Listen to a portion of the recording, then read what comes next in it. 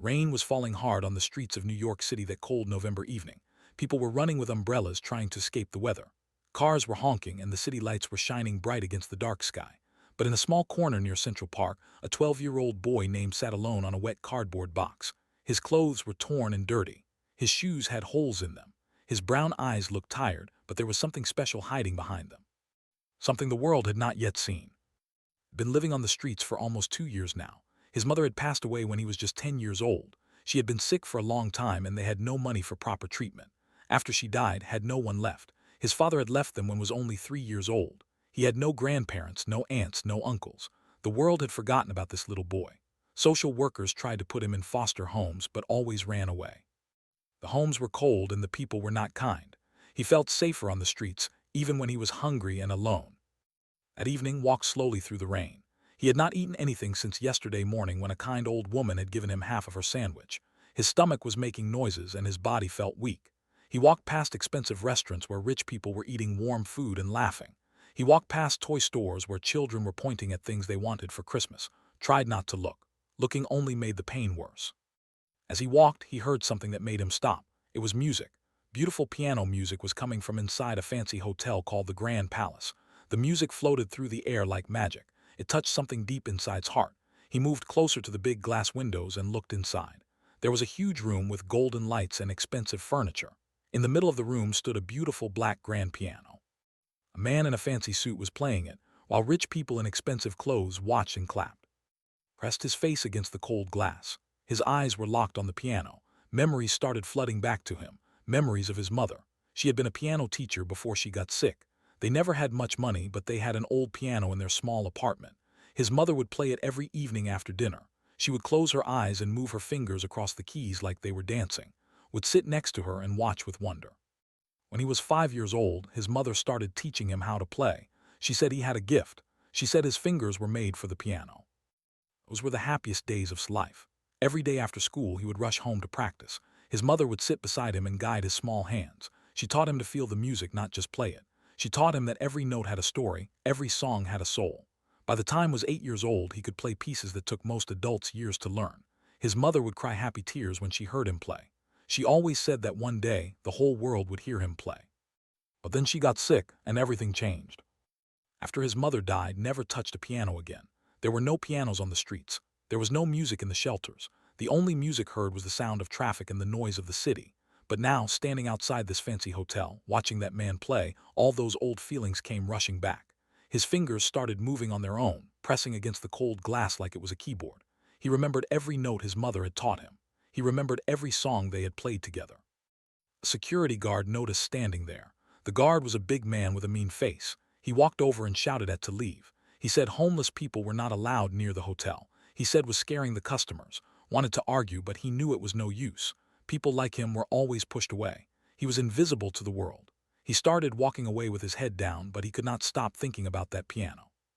The next day found himself walking back to the same hotel. He did not know why. Something was pulling him there. He stood across the street and watched people go in and out. He watched ladies in fur coats and men in shiny shoes. He watched children holding their parents' hands. They all looked so happy, so warm, so safe. Wondered what it felt like to have a home, to have a family, to be loved. Inside the hotel, there was a big event happening. It was a charity concert to raise money for children's hospitals. Famous musicians from all over the world had come to perform. Rich people had paid thousands of dollars for tickets. There were cameras everywhere, and reporters were interviewing celebrities. The grand piano sat in the center of the stage, waiting for the next performer.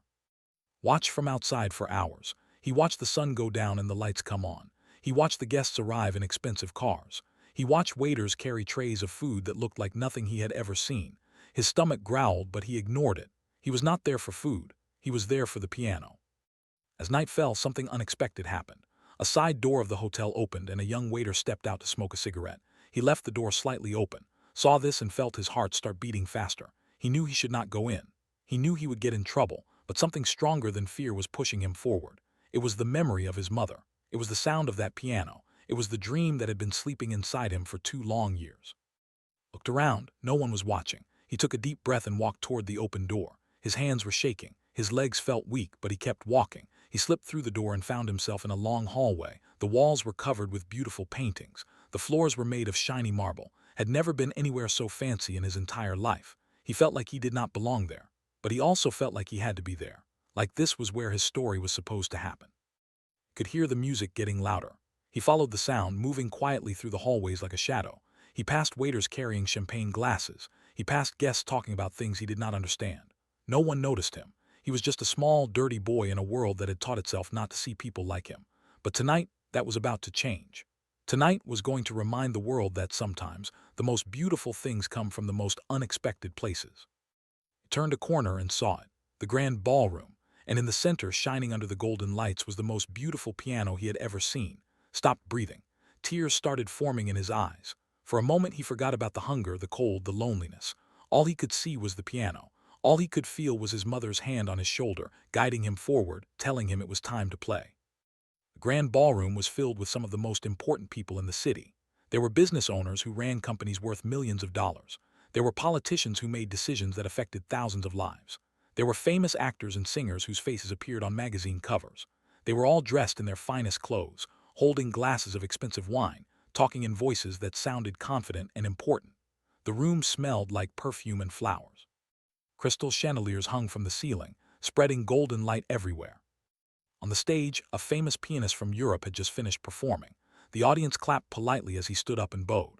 The host of the event, a woman named Victoria Sterling, walked onto the stage. She was wearing a beautiful red dress and diamond earrings that sparkled under the lights. Victoria was one of the richest women in the city. She organized charity events like this every year. Everyone knew her name, and everyone wanted to be her friend. Victoria announced that there would be a short break before the next performer. Guests started moving around, talking to each other, taking pictures. The piano sat empty on the stage, waiting. The stage lights dimmed slightly as the technical crew prepared for the next performance. Hidden himself behind a large curtain near the side of the stage. His heart was pounding so hard he thought everyone could hear it. He watched the rich people laughing and talking. He watched them eat tiny fancy foods from silver plates. He had never felt so out of place in his entire life. His dirty clothes, his messy hair, his worn-out shoes made him feel ashamed. Part of him wanted to run away and never look back. But then he looked at the piano again. It was calling to him. He could almost hear his mother's voice whispering in his ear. She was telling him not to be afraid. She was telling him that music did not care about clothes or money or status. Music only cared about the heart, and had a heart full of music that had been silent for too long. Without thinking, started moving toward the stage. His legs carried him forward like they had a mind of their own. He climbed the 3 small steps and walked across the shiny wooden floor. The piano was right there in front of him. It was even more beautiful up close. The black surface was so polished he could see his own reflection in it. The white keys looked like they were made of pure ivory. Reached out his hand and touched the piano gently, like it was something holy. At first, no one noticed him. The guests were too busy with their conversations. The technical crew was working behind the scenes. The security guards were watching the main doors. But then one woman looked up from her phone and saw the small boy on stage. She gasped loudly. Her gasp caught the attention of others. Soon, more and more people were looking at the stage. Whispers started spreading through the room like wildfire. "Who is that boy?" someone asked. "Is he part of the show?" Another person wondered. "Look at his clothes. He looks like a street child," a woman said with disgust in her voice. The whispers grew louder. Some people started laughing. Others looked angry. A few guests called for security, pointing at like he was a criminal who had broken into their party. 2 large security guards started pushing through the crowd toward the stage. Their faces were stern, and they looked ready to grab and throw him out. Victoria Sterling also noticed the commotion. She put down her champagne glass and walked quickly toward the stage, her heels clicking loudly on the marble floor. Her face showed a mixture of confusion and annoyance. This kind of thing was not supposed to happen at her events. Saw the guards coming. He saw the angry faces in the crowd. He knew he only had a few seconds before they would grab him and drag him away. His mind raced. His palms were sweating.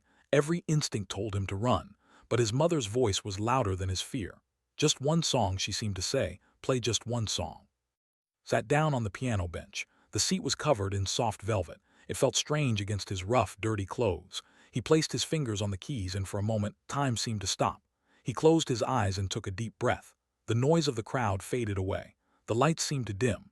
It was just then the piano, just like it used to be with his mother all those years ago. He pressed the first key. The sound that came out was pure and beautiful. It echoed through the grand ballroom like a gentle wave. The security guards stopped in their tracks. The guests who were laughing suddenly went quiet. Victoria Sterling froze mid-step, her mouth falling open slightly. Everyone in the room turned to look at the small boy on the stage. Started playing. His fingers moved across the keys with a speed and grace that seemed impossible for someone his age. The music that poured out of the piano was unlike anything the audience had ever heard.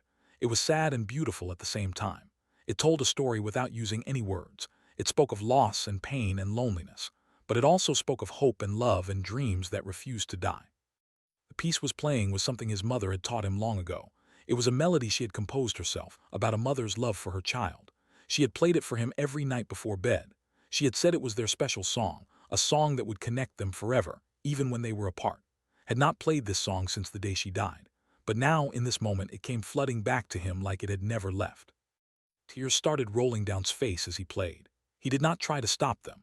He let all the sadness and pain he had been holding inside pour out through the music. Every note carried a memory, the memory of his mother's smile, the memory of her warm hugs, the memory of the day she closed her eyes for the last time and never opened them again.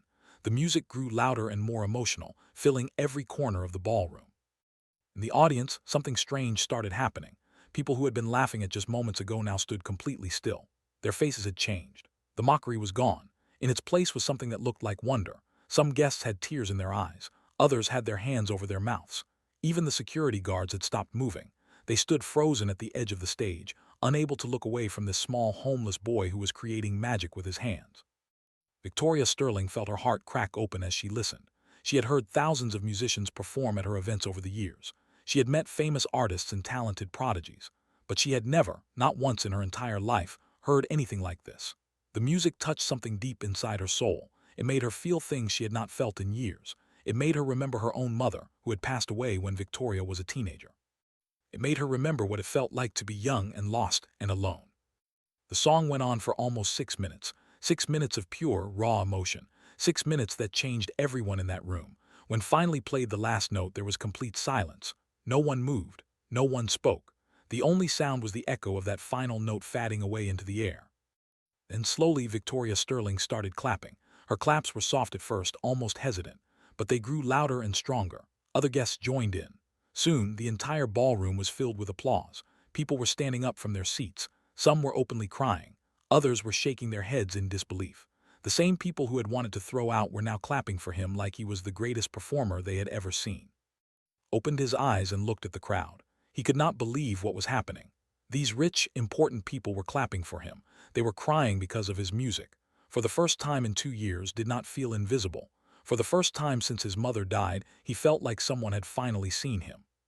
The applause continued for what felt like forever. People were on their feet, clapping and cheering. Some guests wiped tears from their eyes with expensive silk handkerchiefs. Others just stood there shaking their heads, trying to understand what they had just witnessed. A homeless boy in torn clothes had walked onto their stage and played music so beautiful it had broken through all their walls of wealth and status. He had reminded them of something they had forgotten, something money could not buy. He had reminded them that they were human. Victoria Sterling was the first to approach. Her designer heels clicked against the stage floor as she walked toward him. Up close, she could see how thin and tired he looked. She could see the dirt on his face and the holes in his clothes, but she could also see something else. She could see a light in his eyes, a spark that no amount of suffering had been able to extinguish. This child was special. She knew it in her bones. "What is your name, young man?" Victoria asked gently. Her voice was soft, nothing like the commanding tone she usually used at her events. Looked up at her with wide eyes. He was still trying to process what had just happened. His hands were trembling on his lap. He whispered, "My name is." Victoria smiled at him. It was a real smile, not the polished fake smile she wore for cameras and reporters. She repeated, "That was the most beautiful thing I have ever heard in my life. Where did you learn to play like that?" Felt a lump forming in his throat. "My mother taught me," he said quietly. "She was a piano teacher. She said I had a gift." "Where is your mother now?" Victoria asked. Looked down at his hands, the same hands that had just created magic. "She's gone," he whispered. "She died 2 years ago. I've been on my own since then." The words hit Victoria like a punch to the chest. This child had no one. He had been living on the streets alone and hungry, carrying this incredible talent inside him with nowhere to share it. The thought made her want to cry, but crying would not help. He needed more than tears. He needed someone to step up and help him. By now, other guests had gathered around the stage. They were all looking at with new eyes. Gone were the judgmental stares and disgusted expressions. In their place was compassion, curiosity, and admiration. A famous music producer named David pushed his way to the front of the crowd. He had spent his entire career searching for talent, and he had never seen raw ability like this before. "Young man," David said, his voice filled with excitement, "how long have you been playing the piano?" "Thought for a moment. Since I was 5," he answered, "but I haven't played since my mother died. That was the first time in 2 years." The crowd gasped. 2 years without practice and he could still play like that. It seemed impossible. David turned to look at the other guests with a stunned expression. "Do you understand what we just witnessed?" he said loudly. "This child is a prodigy, a true musical genius. With proper training and support, he could become one of the greatest pianists in the world." The words echoed through the ballroom. People started murmuring among themselves. Some were already pulling out their phones, texting and calling friends about what had just happened. The event was being streamed live on the internet, and viewers from all over the world had seen perform. Within minutes, his story was spreading across social media like wildfire. Victoria took charge of the situation.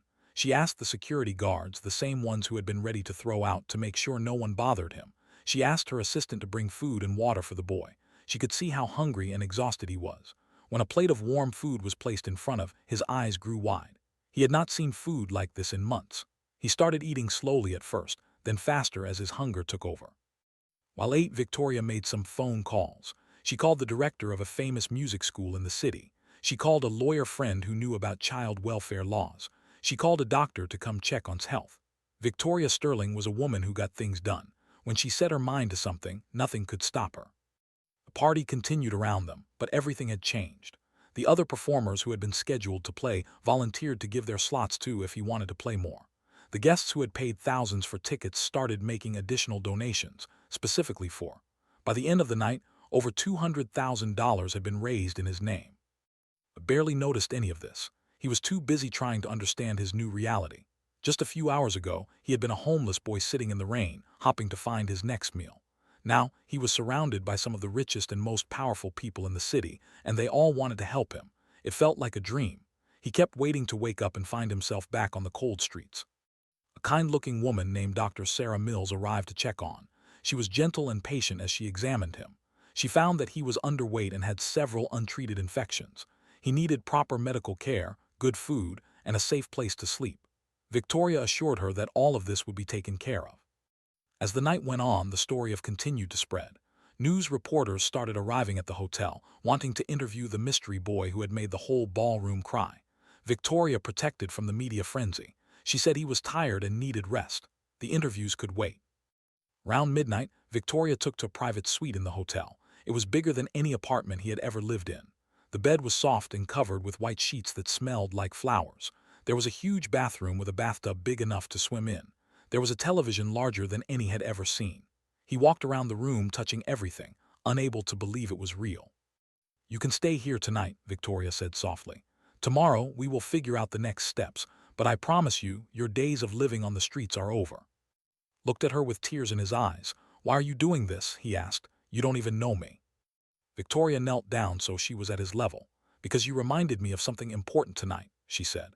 "You reminded me that talent and beauty can exist anywhere, even in the places we least expect. You reminded me that every child deserves a chance. Your mother must have been an incredible woman to raise a son like you. I want to honor her memory by making sure her gift to you is not wasted." Broke down crying. All the years of holding in his pain, of being strong because he had no other choice, came pouring out.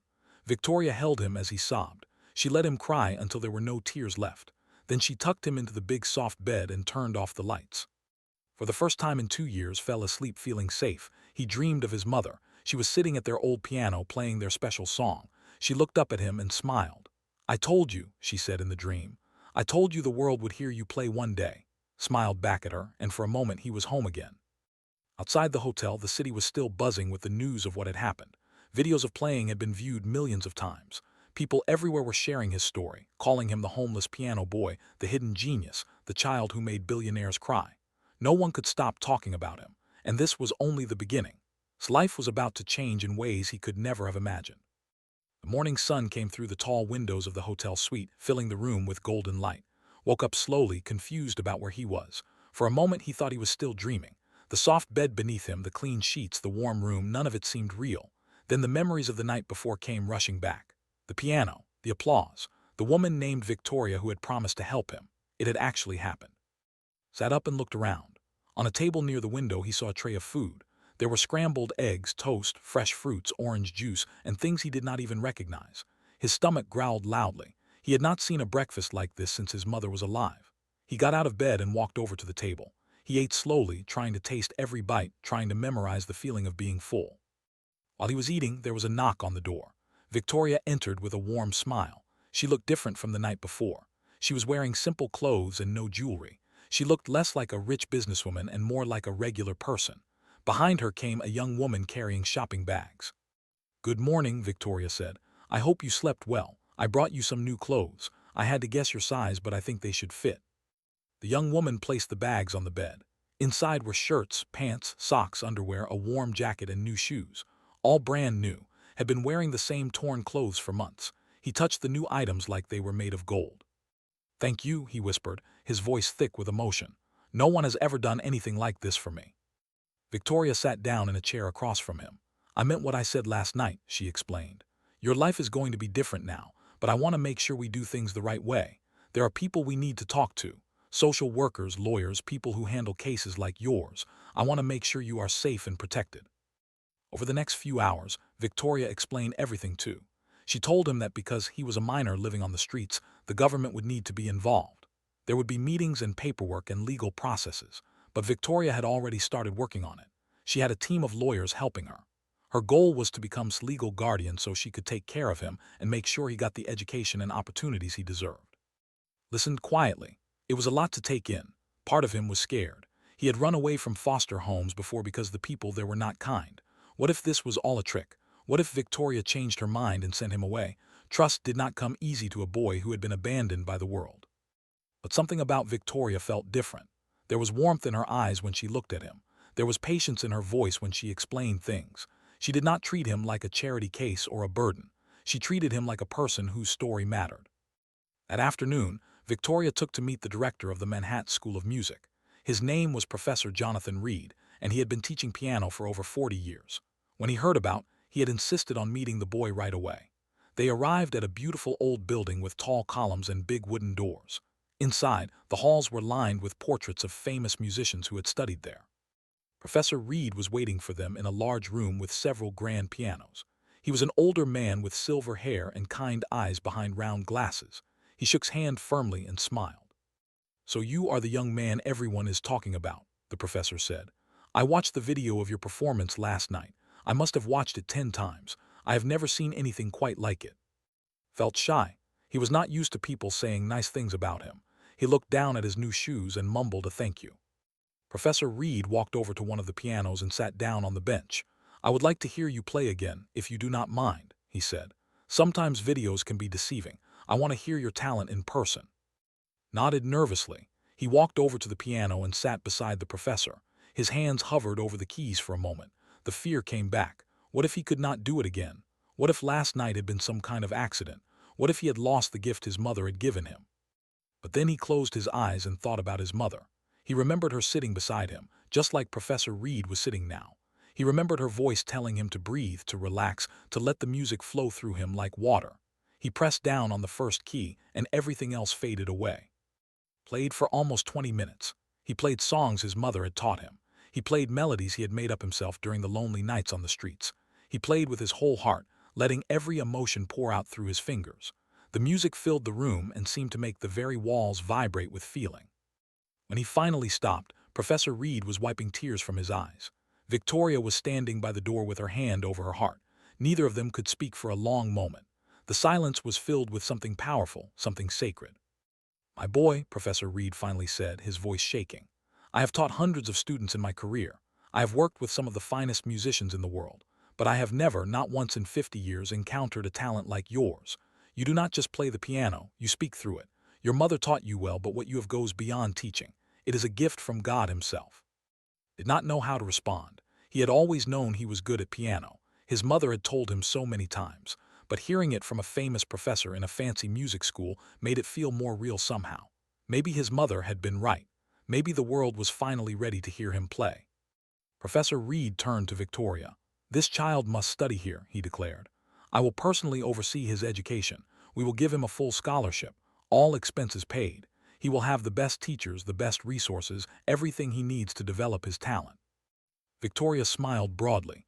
"That is exactly what I was hoping you would say," she replied. They spent the rest of the afternoon making plans. Would start at the music school as soon as the legal matters were sorted out. In the meantime, he would stay with Victoria at her home. She had a large house outside the city with plenty of room. Would have his own bedroom, his own bathroom, everything a child needed. Most importantly, she had a grand piano that could practice on whenever he wanted. As they left the music school, looked up at Victoria. "Why me?" he asked softly. "There are thousands of homeless kids in this city. Why did you choose to help me?" Victoria stopped walking and looked at him seriously. "Because you walked onto that stage," she answered. "You could have run away when the security guards came. You could have stayed hidden in the shadows. But you chose to play. You chose to share your gift with the world, even though you were scared, even though everyone was judging you. That kind of courage deserves to be rewarded. That kind of talent deserves to be nurtured." Thought about her words as they drove through the city. Maybe it was not luck that had brought him to that hotel. Maybe it was something more.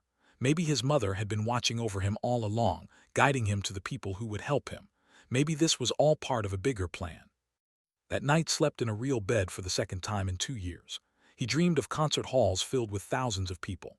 He dreamed of himself sitting at a grand piano, playing music that made the whole world cry.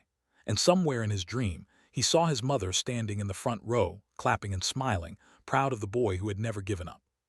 3 months passed like a whirlwind. His life had transformed in ways he could not have imagined.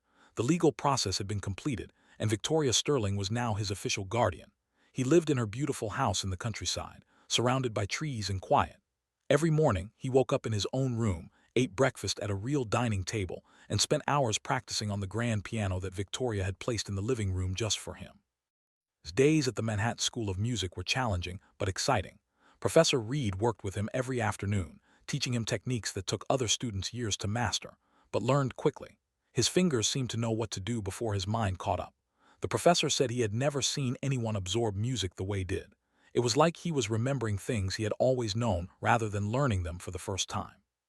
Other students at the school watched with a mixture of admiration and jealousy. Many of them had been studying music their whole lives. Their parents had paid for expensive lessons and top teachers. Yet here was a homeless boy who could outplay them all without even trying. Some students were kind and welcomed him warmly. Others whispered behind his back and made cruel comments about his background, tried not to let it bother him. He had faced worse things on the streets. A few mean words from spoiled rich kids were nothing compared to hunger and cold. One student in particular made life difficult for. His name was Crane, and his father was a wealthy banker who donated millions to the school, had always been considered the best young pianist at the school.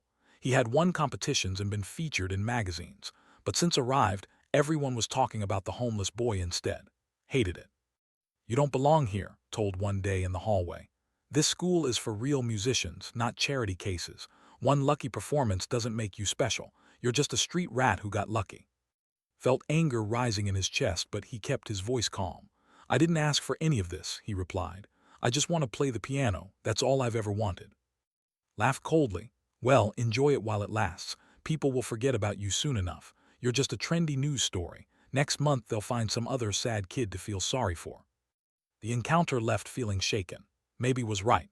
Maybe people only cared about him because his story was unusual. Maybe once the excitement faded, they would move on to something else and would be forgotten again. The fear of returning to the streets haunted him like a ghost that refused to leave. Victoria noticed that something was bothering. She had grown to understand him well over the past few months. She saw the shadows in his eyes, the way he sometimes stared out the window with a distant look. One evening, she sat down beside him on the piano bench and asked him to talk to her. Told her everything. He told her about his cruel words, about his fears that none of this would last, about the nightmares he still had about being alone and hungry. He told her that sometimes he felt like he was pretending to be someone he was not. Victoria listened without interrupting. When he finished, she put her hand on his shoulder. "Listen to me carefully," she said. "Your talent is real. It doesn't matter where you came from or what people say. Your gift cannot be taken away by jealousy or cruelty, but I understand your fear. You've been through things that no child should ever experience. It will take time for you to feel truly safe, and that's okay. I'm not going anywhere. No matter what happens, you have a home with me." Her words wrapped around like a warm blanket. For the first time since coming to live with Victoria, he let himself believe that maybe this was real. Maybe he did not have to keep waiting for everything to fall apart. Maybe he could finally start living without fear.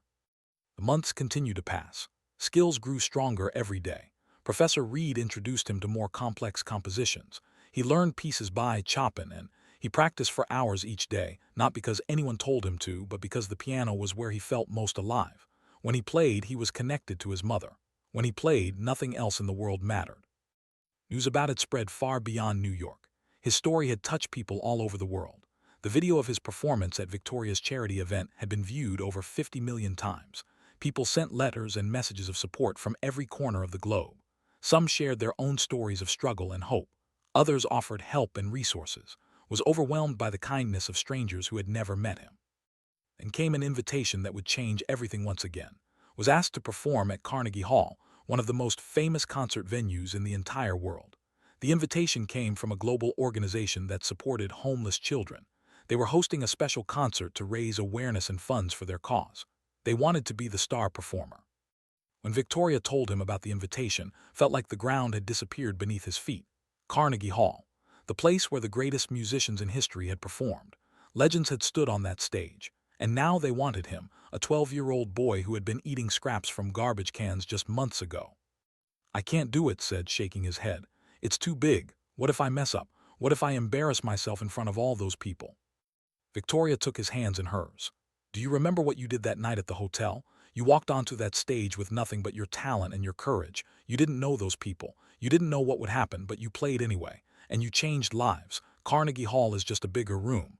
The piano is the same. Your heart is the same. You can do this." Professor Reed agreed.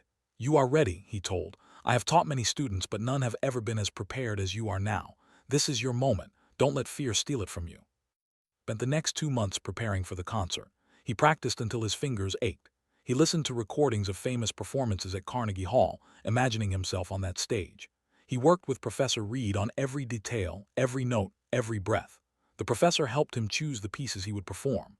They decided on a mix of classical compositions and a special piece that had written himself. It was a song dedicated to his mother, a musical tribute to the woman who had given him everything. The night before the concert, could not sleep. He lay in his bed staring at the ceiling, his mind racing with thoughts. He thought about his mother and wished she could be there to see him. He thought about the cold streets where he used to sleep and how far he had come. He thought about all the homeless children who were still out there, still invisible, still waiting for someone to see them. Maybe that was why he needed to do this. Not for himself, but for them. His story had given people hope. If a homeless boy could end up at Carnegie Hall, then anything was possible. Maybe his performance could inspire others to help children like him. Maybe his music could open hearts and change minds. Maybe this was what his mother had meant when she said the world would hear him play. Finally fell asleep as the first light of dawn crept through his window. In his dreams, his mother was there beside him, stroking his hair like she used to when he was little. "I'm so proud of you," she whispered. "My beautiful boy. Tomorrow you're going to make the whole world cry." The day of the Carnegie Hall concert arrived with bright sunshine and crisp autumn air. Woke up early, his stomach tight with nerves. He had performed many times since that first night at the hotel, but this was different. This was Carnegie Hall. This was the dream of every musician on earth. This was the moment that would define his life. Victoria had arranged for a special outfit to be made for. It was a beautiful black suit with a white shirt and a small silver pin shaped like a piano. The pin had belonged to Smother. Victoria had tracked it down through old records and bought it from a pawn shop where Smother had sold it years ago when she needed money for medicine. When Victoria gave it to that morning, he broke down in tears. Wearing his mother's pin felt like carrying her with him onto the stage. The hours before the concert passed in a blur. Was taken to Carnegie Hall early to rehearse and get familiar with the piano. The instrument was magnificent, one of the finest in the world. Its sound was rich and full, every note ringing with clarity. Played a few scales and felt the piano respond to his touch. It was like meeting a new friend, one who understood him without words. The concert hall itself took his breath away. He had seen pictures, but nothing could have prepared him for the real thing. The ceiling was decorated with intricate designs. The walls were lined with golden details. Thousands of red velvet seats stretched out in rows, curving around the stage in a grand embrace. In a few hours, every one of those seats would be filled with people who had come to hear him play. Victoria stayed by his side throughout the day. She held his hand when he got nervous and reminded him to breathe when his heart raced too fast. Professor Reed was there too, giving final advice and encouragement. They were like his family now, the family he had thought he would never have again. As evening approached, the guests began arriving. Famous musicians, politicians, celebrities, and business leaders walked through the doors. But the most important guests were the hundreds of children from homeless shelters around the city. The organizers had reserved special seats for them, right in the front rows. These were the children wanted to play for more than anyone else. These were the children who understood what it was like to be forgotten, to be invisible, to dream of something better. Backstage could hear the murmur of the crowd growing louder. His hands were sweating and his legs felt weak. A kind stagehand offered him water and told him he had 5 minutes before the show started, closed his eyes and tried to calm his racing thoughts. He pictured his mother standing beside him, her hand on his shoulder, her voice in his ear. "You were born for this," she seemed to say. "Let your music tell our story." The lights in the concert hall dimmed. The crowd fell silent. A spotlight appeared on the stage, illuminating the grand piano like a sacred altar. The announcer's voice echoed through the hall, telling the audience about its journey. He spoke about the homeless boy who had wandered into a charity event and stunned the world with his talent. He spoke about the power of music to transcend boundaries and touch the human soul.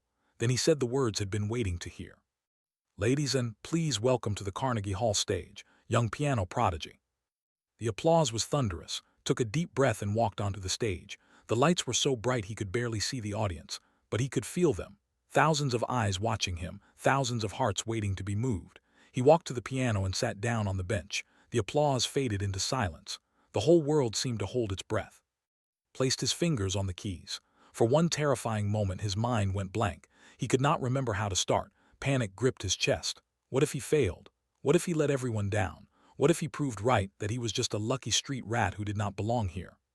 But then he felt something, a warmth spreading through his body like invisible arms wrapping around him, and he heard his mother's voice, clear as a bell, whispering the words she used to say before every lesson. "Don't think, just feel. Let the music live through you." His fingers moved on their own. The first notes rang out into the hall, pure and beautiful. The fear melted away, replaced by something deeper, something stronger. It was not just playing music, he was telling his story. Every note was a chapter, every melody was a memory. The hunger, the loneliness, the cold nights on the street. The love of his mother, the warmth of her smile, the pain of losing her. The hope that had never died, even in the darkest moments. It all poured out through his fingertips and into the world. The first piece was a classical composition, played with technical perfection. The audience watched in amazement as the young boy's hands danced across the keys with speed and precision that rivaled the greatest masters. But it was the second piece that truly captured their hearts. It was the song he had written for his mother, the song he had titled "For You Forever." He had composed it during his months at the music school, pouring all his love and grief into every note. The melody was haunting and beautiful. It started soft and sad, like rain falling on an empty street. Then it grew stronger, building in emotion and power. It spoke of loss, but also of hope. It spoke of pain, but also of healing. It spoke of a boy who had lost everything and found the strength to keep going. In the audience, tears began to fall. The homeless children in the front rows cried openly, recognizing their own pain in the music. The wealthy donors in the balcony wiped their eyes, moved by something they could not explain. Even the hardened music critics, who had come expecting to find flaws, sat in stunned silence. This was not just a performance. This was a miracle unfolding before their eyes. Played for almost an hour, he performed piece after piece, each one more emotional than the last. The audience did not move. They barely breathed. They were completely under the spell of this boy and his extraordinary gift. When finally played the last note, there was a moment of perfect silence. Then the hall erupted. Every person in the audience jumped to their feet. The applause was so loud it seemed to shake the walls. People were crying, laughing, cheering.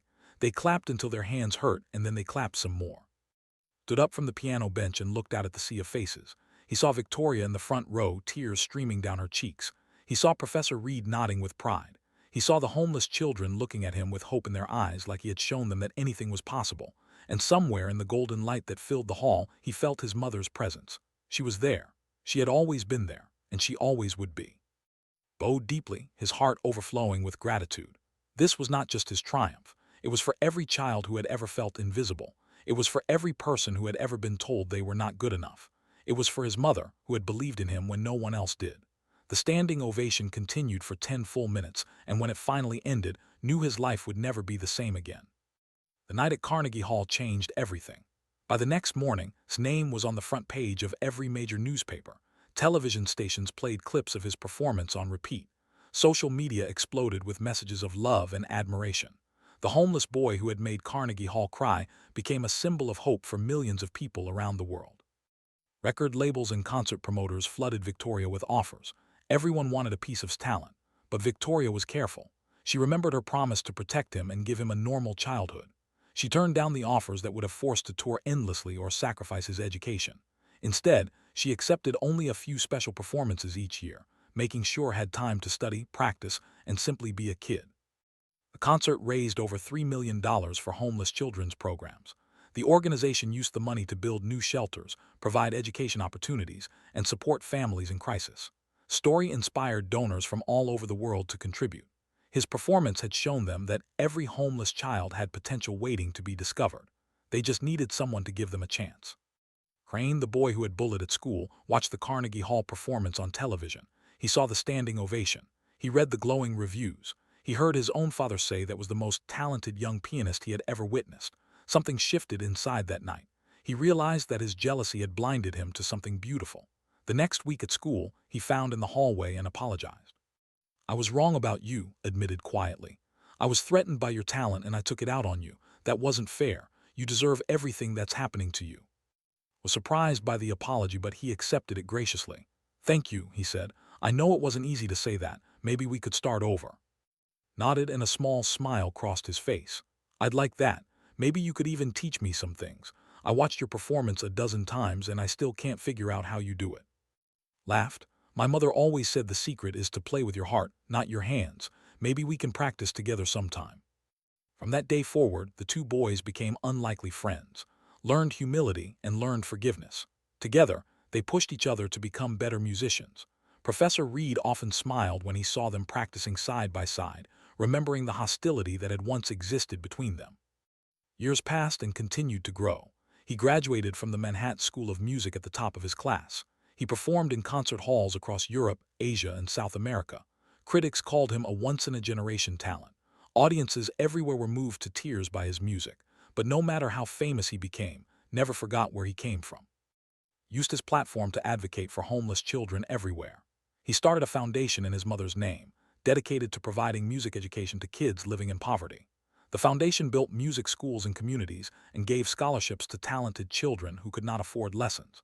Personally visited shelters and community centers, playing for children who reminded him of his younger self. He told them his story and encouraged them to believe in their dreams. "I was exactly where you are," he would say to them. "I was hungry, scared, and alone, but I had a gift and someone gave me a chance to share it.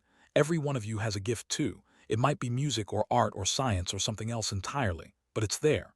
Don't let anyone tell you that you're not good enough. Don't let the world make you invisible. Your story matters." When turned 18, Victoria officially adopted him. It was a ceremony filled with tears and laughter. Finally had what he had dreamed of during all those cold nights on the streets, a mother. Victoria had given him more than just a home. She had given him hope, opportunity, and unconditional love.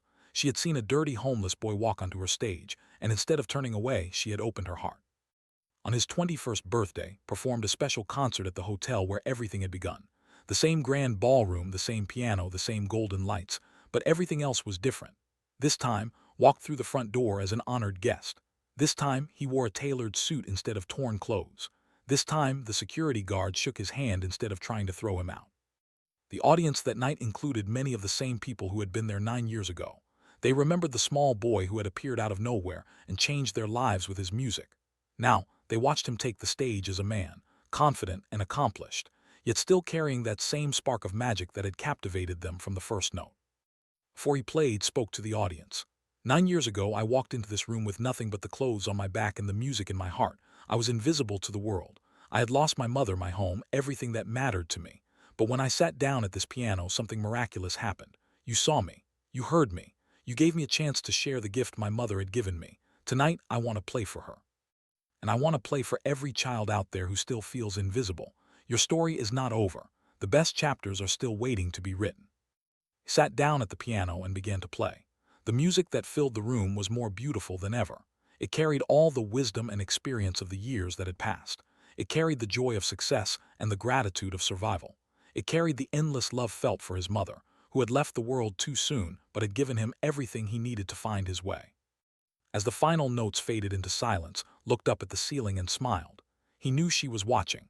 He knew she had been with him every step of the way. And he knew that no matter what the future held, her music would live on through him forever. The audience rose to their feet, applause filling the room like thunder, but barely heard it. He was thinking about a cold, rainy night 9 years ago when a hungry, homeless boy had pressed his face against a window and dreamed of touching a piano. That boy had made it. Against all odds, through all the pain and struggle, he had made it. And somewhere in the golden light of the ballroom, he heard his mother's voice one last time. "I always knew, my beautiful boy. I always knew the world would hear you play."